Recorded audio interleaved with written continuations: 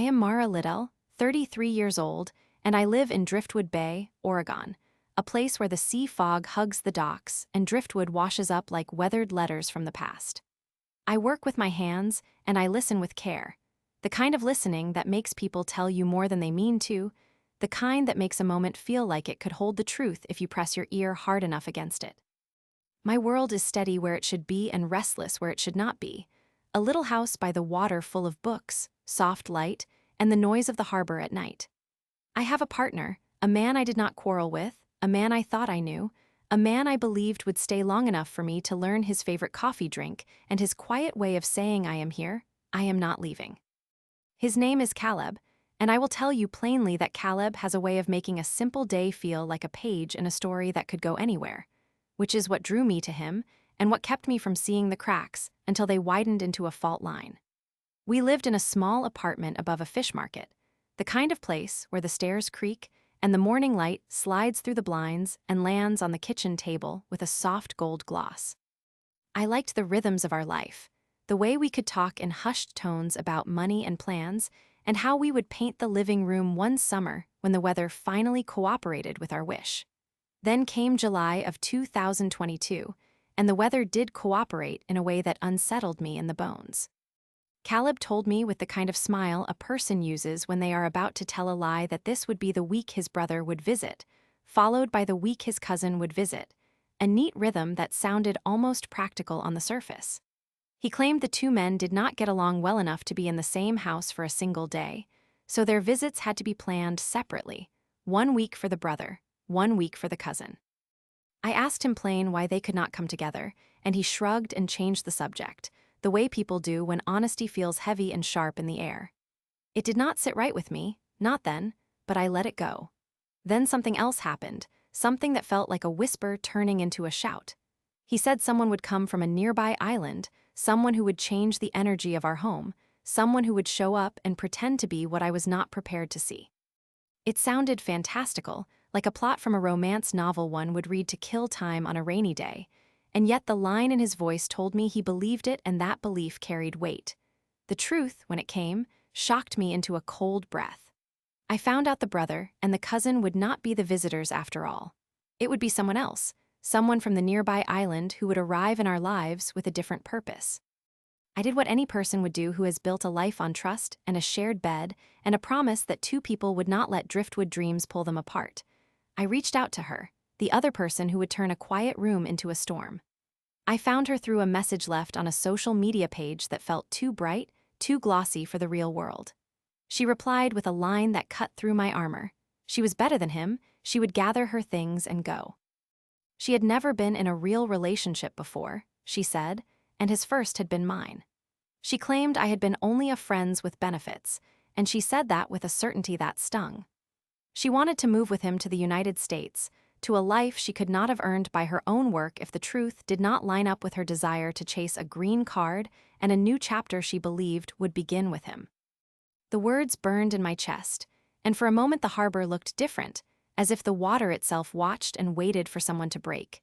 In the days that followed, I learned the details that shook me to the core. My partner had not been telling me the truth about the timing of visits, about the people who would walk into our home and pretend to be a kind of family when they were really a key that could unlock a door I did not want opened. The other woman, who would later tell me she had never had a serious relationship before, painted herself as a sparkly prize in a story that would end with us living in the United States, her dream and his wish braided together. When I confronted Caleb, he did not deny everything at once. He spoke in careful sentences, trying to sound honest while his eyes looked away from mine, a behavior I had seen before in people who did not want to face consequences. He claimed the visits were never about replacing me, that they were about something else, something that needed space and time and perhaps a conscience check. I did not believe him, not when the truth lay in the words of the other woman who said she would move with him to a different land, not when the scent of another life hung in the air between us like a heavy perfume. Act 2 began then, the part of the story where the problem grows teeth. I tried to solve this by standing firm in the doorway of our life, asking questions that felt both fair and cruel, demanding honesty in a voice that cracked when the hurt grew too deep. I talked to him about the future, and what that future would look like if someone else was promised a future built on promises that I believed were ours. I checked my own heart, searched for a reason to stay if the reason was nothing more than fear of losing the last thing I had left that felt like certainty. I spoke to the other woman, not with anger, but with the ache of a person who wants to understand why someone would risk everything for a life that might not be hers to claim. She told me a story that sounded like a bargain with fate, a plan to secure a new place to live in the United States and to begin a life that would be shaped by the choices of someone else. She said she had never felt a real relationship before, and I believed that part of her story was true, because love has a way of teaching us truth in even the worst moments. The weeks dragged on as I watched the days slip by with our rhythm broken, the seashells on the shore today looking more like excuses carved from the past. The more I tried to fix what was broken, the more it crumbled in my hands. I found myself at the pier after midnight, listening to the ocean speak in a language that sounded like the memory of every mistake I had ever made, and I felt a loneliness so large it could swallow the entire harbor. The fear that everything I had hoped for could vanish in a single decision gnawed at me, and with that fear came a resolve I did not know I possessed. If this was a test, I decided, I would not be the kind of person who begs to stay in a life that does not want me as much as I want it. I could and would walk away, even if the path was not yet known. The low point came when I saw them together, the two of them, a constellation of whispered plans and half-buried dreams that felt like salt in a wound. Caleb stood there with a half-smile and a careful gaze, while the other woman, Nova, looked at me with something that almost resembled pity, a feeling that did not fit what she claimed to want. December of 2022 arrived with a chill that reached to the skin and to the memory. Nova did move with him, not far from where we had lived, and for a moment I believed this could not possibly be real, that the world would wake up and tell me I had mistaken the signs. They stayed together for a month and a half, and then the story shifted again, as stories do when the people who tell them realize they cannot keep all their pieces in the same jar. The relationship dissolved in a way that felt less like a break and more like weather moving through a room, leaving behind a trail of damp air and unsettled furniture. I would lie if I said the scene did not cost me something to witness, something fragile and essential that I would not easily recover. Yet even in that rupture, I found a strange kind of clarity, the knowledge that my life would not be measured by someone else's decision to stay or to go.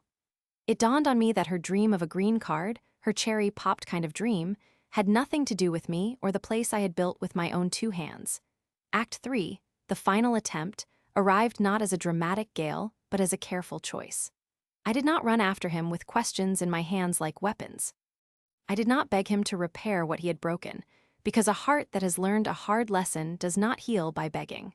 I chose to stand tall with the memory of the calm sea in me and the anger I had tempered into something usable. I invited him to a final talk, a last chance to speak plainly in a place that had witnessed the turning of many tides. We met on the wooden deck of the old lighthouse that looked out over the bay, the wind tugging at our sleeves and the light sweeping the water in slow, searching arcs. I spoke with a voice I did not know I possessed, a steady tone that said I deserved a life built on truth, not on borrowed promises or half-truths. I told him the things I knew, the things I could prove, and the things that existed in the spaces between his words. He listened without breaking, and when he finally spoke, it was with a quiet apology that did not undo the damage, but at least named the act for what it was. In that moment, I realized the truth I had not wanted to admit. The life we had planned was never mine to keep if the person beside me did not want the same thing with equal strength. The consequence of his choice did not fall on me as a punishment, but as a necessary release, a poetic end to a chapter that refused to stay closed until the truth had its say. With that release came a new normal. I did not forget what happened, not ever, but I learned to live with it in a way that made me stronger rather than empty. I stayed in Driftwood Bay, where the smell of salt air and old pine trees still holds the power to steady me, where the harbor lights burn like patient signposts on a river of tides. I kept my small bookshop and coffee nook, and I began to host weekly evenings where neighbors could share stories, the kind of nights where a chair by the window and a warm cup of tea could mend a tear in the heart as surely as any conversation could.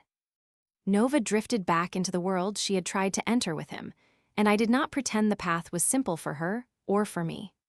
We spoke once at the edge of the pier, a brief acknowledgement that the future could hold both regret and growth, and I chose for myself the path that led away from the old bed and toward a life that felt like my own making. The man who betrayed me faded from the center of my attention, not erased, but relocated to the margins where people go to learn to respect the life they have chosen to ruin. I found a new dream in the quiet evenings of the bay, a dream that did not need anyone else to be real. A small, sunlit shop where I could sell books and driftwood crafts, a place that would remember the lessons I had learned without letting them weigh me down. In the end, the story did not end with a dramatic rescue or a sweeping triumph, but with a simple truth I learned on that pier. Sometimes the strongest revenge is not to burn the bridge, but to build a better harbor where you can breathe again, where trust must be earned anew, and where a heart can learn to beat again for the life it chooses to create. And I chose mine with a steady hand, I chose to stay, and I chose to heal. And in that healing, I found a kind of victory that did not require anyone else to see it to be real.